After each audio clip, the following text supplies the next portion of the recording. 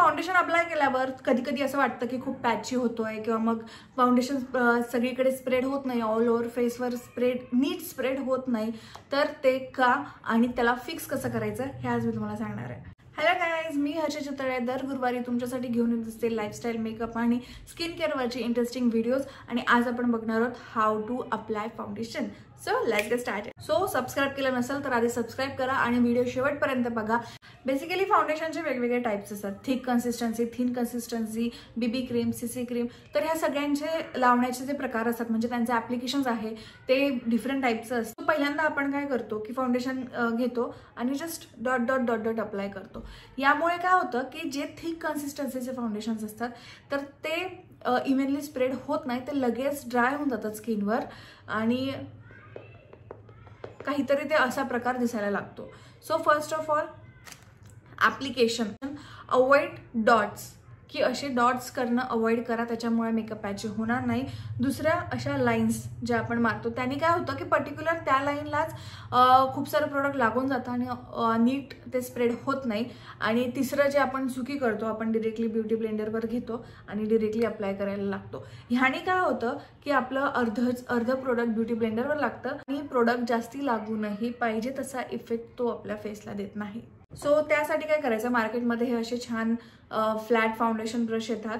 So त्याने application खूप खूप छान होतं.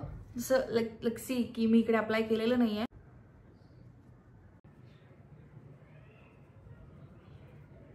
ह्या ब्रशनेच आपण एक छान इव्हनली फाउंडेशन अप्लाय करू शकतो, जेणेकरून काय होतं की एक तर प्रोडक्ट आपलं वेस्ट जात नाही आणि सगळीकडे ऑलरेडी ते छान लागलं जातं. नंतर ब्युटी ब्लेंडरने आपण त्याला फक्त छान डॅब डॅब करून ब्लेंड करू शकतो. So see the difference. Like me इकडे एक पंप घेतलाय आणि इकडे 3 पंप घेतलेले होते, जे की मी वेगवेगळ्या टाईपने तुम्हाला करून दाखवलं.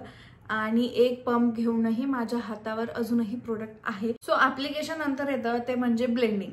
अप्लाय तर आपण केला तर त्याला ब्लेंड कसं करायचं, तर ब्लेंड आपण 3 टाईपने करू शकतो. एक की आपल्या फिंगर टिप्सनी डिरेक्टली असं ब्लेंड करू शकतो, दुसरं युझिंग ब्युटी ब्लेंडर्स, आणि तिसरं युझिंग असे हे छान फाउंडेशनचे फ्लफी ब्रशेस. सो आता मी तुम्हाला सांगणार आहे की आपण तिन्ही टाईपनी कसं ब्लेंड करू शकतो. फर्स्ट फिंगर टिप्सनी, जस्ट फिंगर टिप्स पण आपल्या जसं आपण ब्लेंडरने ब्लेंड करतो, जस्ट डॅब डॅब मोशनमध्ये त्याला अप्लाय करायचं आहे. आणि सी, आणि second thing is the brush. आणि ब्रशचं पण सेमच applications, just dab dab dab dab.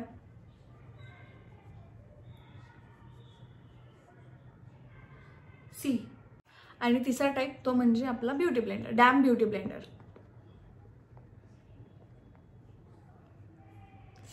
So तिन्ही मेथडनी छान अप्लाय करू शकता. Just the technique is important, की जसं पण आपण फिंगर्सनी ब्लेंड करतोय तर त्याला प्रेशर किती द्यायचं आहे, खूप जास्ती प्रेशर द्यायचं नाही आहे. त्याच्यामुळे काय होईल की प्रोडक्ट सेपरेट होईल.